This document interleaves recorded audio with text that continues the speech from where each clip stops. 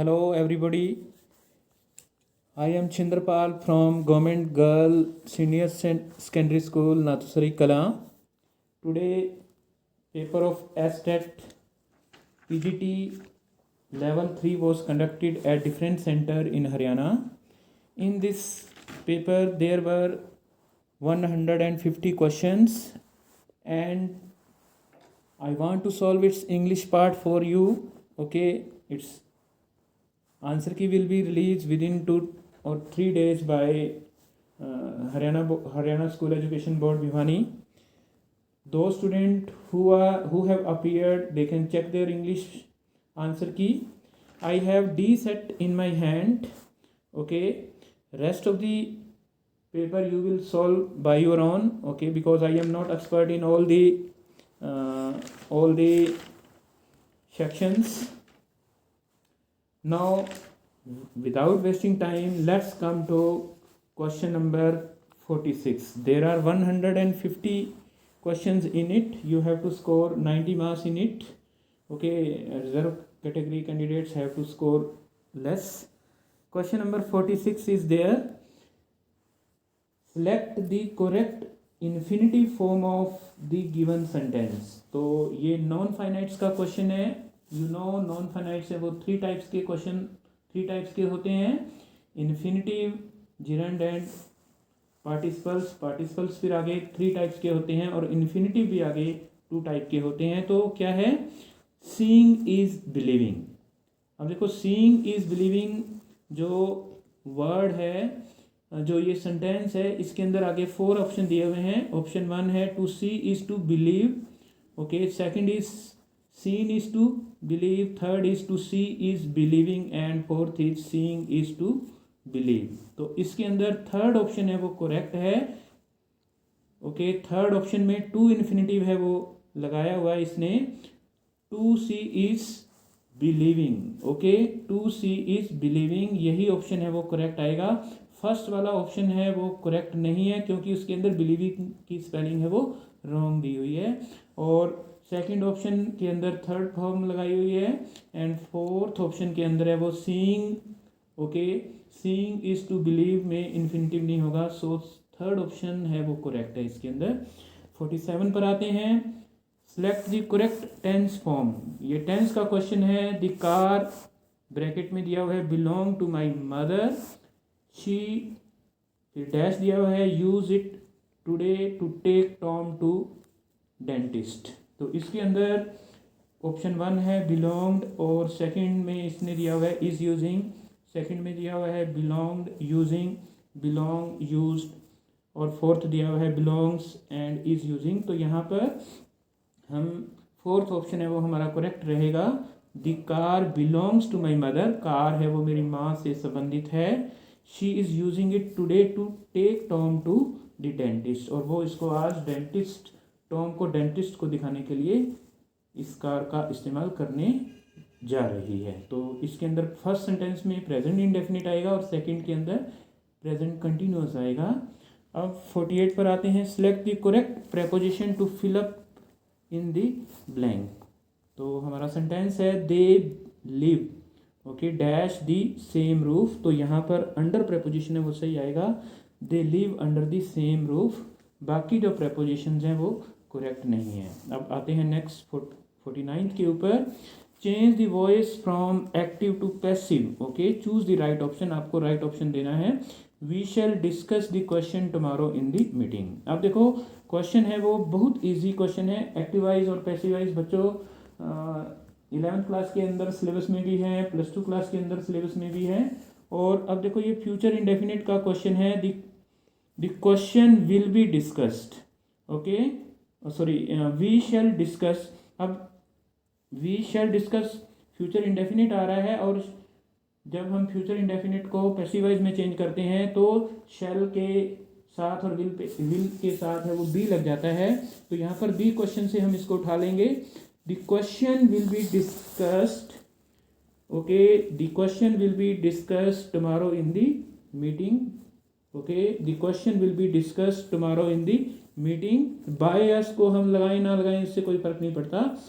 Okay, first option में दिया हुआ है the question will be discussed tomorrow in the meeting, we will be discussing the question tomorrow in the meeting, we shall be discussing tomorrow the question in the meeting, और fourth है the question shall discuss tomorrow in the meeting. अब देखो इसके अंदर first option है वो correct है, क्योंकि पैसिवाइज में आपको हमेशा ही मैं सिखाता हूँ कि थर्ड फॉर्म आएगी, ओके, और थर्ड फॉर्म से पहले एक हेल्पिंग वर्ब आएगी, ओके ओके, हेल्पिंग वर्ब के बाद आपने थर्ड फॉर्म को लगाना है, वही आंसर होगा। तो इसके अंदर जैसे फोर्थ क्वेश्चन के अंदर है वो थर्ड फॉर्म नहीं लगाई हुई, तो बहुत आसान हो जाता है। थर्ड ऑप्शन के अंदर है वो डिस्कसिंग लगाया हुआ है, थर्ड फॉर्म नहीं लगाई हुई, और सेकंड ऑप्शन के अंदर भी डिस्कसिंग लगाया हुआ है, थर्ड फॉर्म नहीं लगाई हुई, तो हमारा आंसर है वो 1 मिनट में ही आ जाता है कि थर्ड फॉर्म ही नहीं लगाई हुई, पहला ही ऑप्शन है वो करेक्ट होगा। तो हमारा आंसर है वो फर्स्ट ऑप्शन है। आगे हम 50th पर आते हैं। Change the following sentence into reported speech by choosing the correct option. तो क्या है, we are waiting for the bus, said the children, it is late again. अब जब मैं नरेशन करा रहा होता हूँ तो आपको हमेशा ही कहता हूँ कि जो हमारा इनडायरेक्ट स्पीच होता है वो हमेशा ही पास्ट टेंस के अंदर आता है।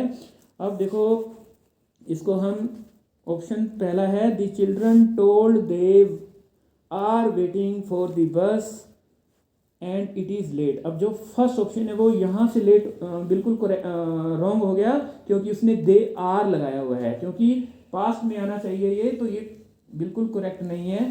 सेकंड ऑप्शन जो है the children said they were waiting for the bus and it is late. अब देखो इज़ लेट नहीं हो सकता, क्योंकि इट वॉज लेट होना चाहिए। सेकंड ऑप्शन पर भी हम क्रॉस करेंगे, नहीं हो सकता आंसर। अब फोर्थ ऑप्शन पर आते हैं, the children complain that they were waiting for the bus and it is late. अब इट इज़ लेट आ गया तो यहाँ इट वॉज लेट आना चाहिए था, कंप्लेन वर्ड यहाँ चल सकता था, इसलिए हमें फोर्थ ऑप्शन भी रॉन्ग करना पड़ेगा, और थर्ड ऑप्शन है वो हमारा करेक्ट आंसर है। The children complain that they were waiting for the bus and it was late. अब यहाँ पर कंप्लेन भी पास्ट आ गया, दे वर वेटिंग भी पास्ट कंटिन्यूअस आ गया, ओके, इज वेटिंग है, वी आर वेटिंग है, उसको वर वेटिंग में हमने चेंज कर दिया है, और it is late, it was late है वो आना चाहिए। अब हम 51 पर आते हैं। Select the correct meaning of the underlined phrasal verb. अब फ्रेजल वर्ब के बारे में भी मैंने बहुत बार क्लास के अंदर है वो पढ़ाते हुए बताया है कि फ्रेजल वर्ब का मतलब जो होता है वो वर्ब प्लस प्रेपोजिशन होता है, और फ्रेजल वर्ब है वो बहुत बार जब हम लेसन पढ़ रहे होते हैं तो उसके अंदर आते हैं, और मैं बिल्कुल अंडरलाइन करके भी आपको बताता हूँ। ये क्या है, I can not make out the meaning of the verse. Verse का भी मीनिंग मैंने क्लास के अंदर बहुत बार बताया हुआ है कि वर्स है वो पोएम को बोलते हैं, पोइट्री की जो लाइन्स होती हैं उसको हम वर्स बोलते हैं। क्या है, I can not make out the meaning of the verse, this verse.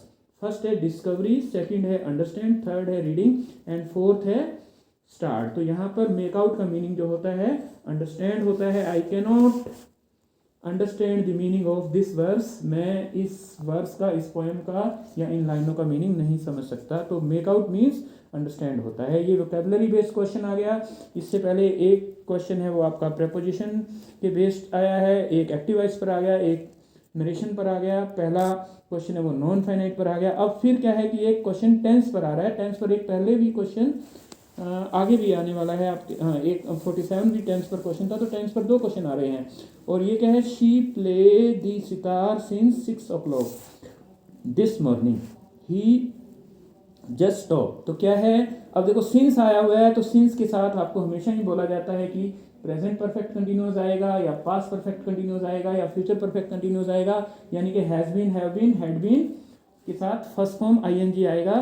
तो क्या है, she has been playing the sitar since 6 o'clock, okay, this morning, since 6 o'clock this morning, he just stopped। तो he 2 के अंदर है वो हमारा third option है वो करेक्ट होगा। she has been playing the sitar since 6 o'clock this morning, he has just stopped, okay। यहाँ प्रेजेंट परफेक्ट कंटिन्यूअस टेंस आएगा, और प्रेजेंट परफेक्ट टेंस है वो सेकंड पार्ट के अंदर आएगा। अब 53 पर आते हैं। Change the following sentences into reported speech by choosing the correct option. तो आपने क्या है कि नरेशन का क्वेश्चन है, नरेशन है वो मैंने अपने यूट्यूब चैनल जो है easy English NCERT e learning with Chandrapal, उसके ऊपर इंग्लिश ग्रामर की, बेसिक ग्रामर की भी वीडियोस बनाई हैं, प्रपोजिशन कंजंक्शन की, ये सब चीज़ें आप देख सकते हो। जो भी इससे वाकिफ़ ना हो, क्या है हमारा सेंटेंस है, if you want to smoke you will have to go upstair said the landlord. अब देखो लैंडलॉर्ड ने ये बात कही है, तो हम लोग वैसे इसका ऑप्शन जो है वो दिया हुआ है। मैंने रिपोर्टेड स्पीच के बारे में हमेशा ही कहता हूँ कि वो पास्ट टेंस के अंदर होगा। फर्स्ट ऑप्शन में बोला हुआ है कि landlord told him that if. अब दैट और इफ है वो इकट्ठे कभी नहीं आ सकते। दैट है वो असर्टिव सेंटेंस के अंदर आएगा और इफ है वो इंटेरोगेटिव सेंटेंस के अंदर आएगा, इसलिए पहला ऑप्शन बिल्कुल रॉन्ग हो गया। सेकंड ऑप्शन जो है वो हमारा आंसर ही है। थर्ड ऑप्शन देखो, the landlord sad that if, वही बात करी हुई है। दैट और इफ कभी भी इकट्ठे नहीं आते। असर्टिव सेंटेंस के अंदर दैट आता है और इंटेरोगेटिव जिसके अंदर हमारा क्वेश्चन है वो हेल्पिंग वर्ब से शुरू होता है, उसके अंदर हम इफ लगाते हैं। ये दोनों नहीं हो सकते। अब फोर्थ ऑप्शन देखो, the landlord says, okay, if you wanted. अब यू को उसने यू रखा हुआ है इसलिए ऑप्शन रॉन्ग है ये, तो हमारा सेकंड ऑप्शन है वो सही होगा। The landlord told him that if he wanted to smoke he would have to go upstair. Second option है वो हमारा करेक्ट है 53 के अंदर। अब 54 पर आते हैं। Select the correct preposition to fill up in the blank. Preposition के लिए प्रेपोजिशन की भी मैंने 3 वीडियोज़ हैं वो बनाई हुई हैं।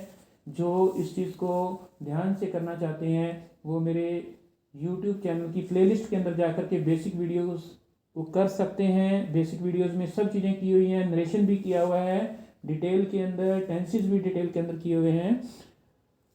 He broke the jug, okay, dash 100 pieces. तो ऑप्शन है हमारा 1 इन, सेकंड है इनटू, थर्ड है ओवर एंड फोर्थ है वो अबाउट है। तो इसमें हमारा बी ऑप्शन है वो करेक्ट होगा। He broke the jug into 100 pieces. 55 पर आते हैं। Choose the correct meaning of the underline idiom. ये इडियम आया हुआ है, मुहावरे होते हैं इडियम। इडियम के ऊपर मैंने यूट्यूब चैनल पर वीडियो नहीं बनाई है, जैसे ही मुझे वक्त मिलेगा मैं इडियम्स के ऊपर भी वीडियो है वो आपको बना करके दूंगा। कुछ इडियम्स बड़े ही कॉमन होते हैं और पूछे भी जाते हैं। तो क्या है, he is friendly to the minister, he jumped the क्वी एंड गॉट प्रमोशन। अब क्यू की स्पेलिंग जो है, क्वी की स्पेलिंग है वो भी इंपॉर्टेंट होती है, कई बार एग्जाम में पूछ ली जाती है, आपको याद रखना है। पहला ऑप्शन है replace something, second is hopping, hopping का मतलब जंपिंग होता है, third is blame somebody and fourth है get something out of turn. तो यहाँ पर फोर्थ ऑप्शन है वो करेक्ट है। He is friendly to the minister, he got the क्वी and got promotion means he got something out of turn, उसको कोई चीज़ है उसकी बारी के बिना ही मिल गई। अब 56 पर आते हैं। Choose the option which has error in it. तो आपने इस एरर को बताना है, ये भी बहुत आसान है वो question. You should tell to me, you should tell to me exactly what happen there. तो इसके अंदर यू शुड बिल्कुल सही है, टेल के बाद टू कभी नहीं आता, you should tell me exactly what happen there. यहाँ पर बी के अंदर मिस्टेक है, बी है वो हमारा आंसर होगा। अब 57 पर आते हैं। Choose the, okay, choose the correct option transformation of sentences. तो सेंटेंस ट्रांसफॉर्मेशन के ऊपर ये क्वेश्चन है। तो आपको मैं बता दूं कि जो सेंटेंसेस है वो स्ट्रक्चर के बेस के ऊपर है। वो 3 टाइप्स के सेंटेंसेस है वो होते हैं, ओके। फर्स्ट है सिंपल सेंटेंस, ओके, सेकंड है वो कंपाउंड सेंटेंस होता है और थर्ड है वो कॉम्प्लेक्स सेंटेंस होता है। अब क्या है कि सिंपल सेंटेंस जो होता है उसके अंदर कोई भी कंजंक्शन है वो नहीं होता, उसके अंदर एक सिंगल प्रिंसिपल क्लॉज होता है, उसमें कंजंक्शन नहीं होता। कंजंक्शन की वीडियो आप देख लेना, ठीक है। कंपाउंड सेंटेंस जो होता है उसके अंदर 2 प्रिंसिपल क्लॉजेज होते हैं और वो जो कंजंक्शन होते हैं वो एक कंजंक्शन से जुड़े होते हैं, और वो कंजंक्शन होते हैं एंड, बट, ईदर और, नीदर, नॉर, ये वाले कंजंक्शन है वो लगे होते हैं। और जो कॉम्प्लेक्स सेंटेंस होता है थर्ड टाइप का, उसके अंदर वन प्रिंसिपल क्लॉज होता है, मेन क्लॉज होता है, और एक सबऑर्डिनेट, एक या एक से ज़्यादा सबऑर्डिनेट क्लॉज होता है। और जो कंजंक्शन होता है उसके अंदर वो ये कंजंक्शंस की लिस्ट है, जैसे कि that, which, who, whose, whom, then, since, as, because, till, until, as soon as, while, although, though, yet, okay, as if, ये वाले कंजंक्शन है वो कॉम्प्लेक्स सेंटेंस के अंदर है वो लगाने होते हैं। तो क्या है transformation of sentences into simple sentence.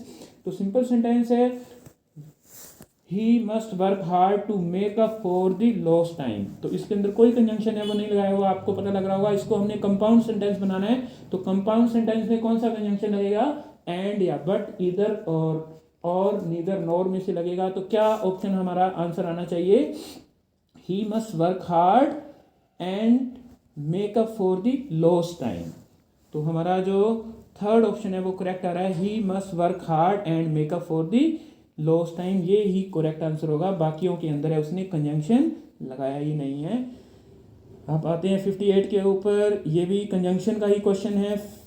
Select the correct conjunctions for the blanks, we will come dash, it rains dash not, okay, dash not. तो इसके अंदर क्या है, we will come whether it rains और नॉट, ओके, वेदर के साथ हमेशा ही और प्रेपोजिशन लगती है, we will come whether it rains और नॉट। थर्ड ऑप्शन है वो करेक्ट है।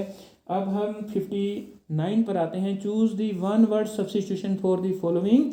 तो अब वन वर्ड जो सब्स्टिट्यूशन है इसके लिए a word spelled and pronounced similar but differing in meaning, okay, वो वर्ड जो प्रोनाउंसिएशन में सेम होते हैं लेकिन मीनिंग में डिफरेंट होते हैं, उसको क्या बोलते हैं। अब क्या है कि आंसर है वो होमोफोन है इसका, उसको होमोनिम या होमोफोन बोलते हैं। बी ऑप्शन है वो करेक्ट है। और मैंने होमोफोन के ऊपर भी आपके लिए एक वीडियो बनाया हुआ है, आप उस वीडियो को देखिए, आपको होमोफोन के बारे में भी जानकारी मिलेगी। Easy English NCERT learning with Chandrapal YouTube का चैनल है, उसके ऊपर मैंने काफ़ी वीडियोज़ बनाई है। फिर अब आते हैं लास्ट क्वेश्चन के ऊपर। लास्ट क्वेश्चन है फिर transformation from simple to complex sentence का आया हुआ है। आपको कॉम्प्लेक्स सेंटेंस बनाना है, यानी कि आपने एक प्रिंसिपल क्लॉज यूज करना है और एक से ज़्यादा सबऑर्डिनेट क्लॉज यूज़ करने हैं, यानी कि वन ही सबऑर्डिनेट क्लॉज इसमें दिया हुआ है उसको यूज़ करना है। और आपने जो कंजंक्शन लगाने हैं वो दैट,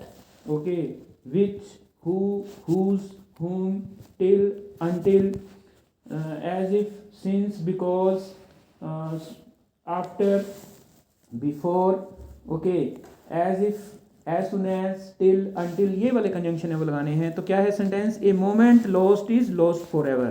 तो क्या है इसका जो राइट आंसर आएगा वो ये आएगा,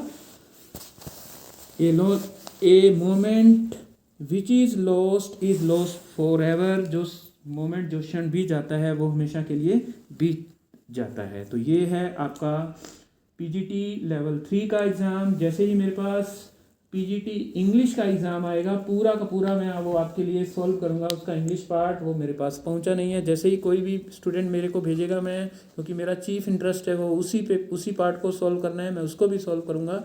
कल वाले जो एग्ज़ाम होंगे टीजीटी और पीआरटी का, उसका भी इंग्लिश पार्ट मैं आपके लिए सॉल्व करूँगा।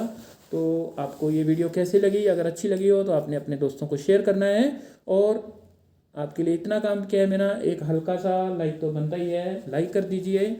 थैंक यू सो मच, कल मिलेंगे। Okay, all the best to all of you and have a nice day.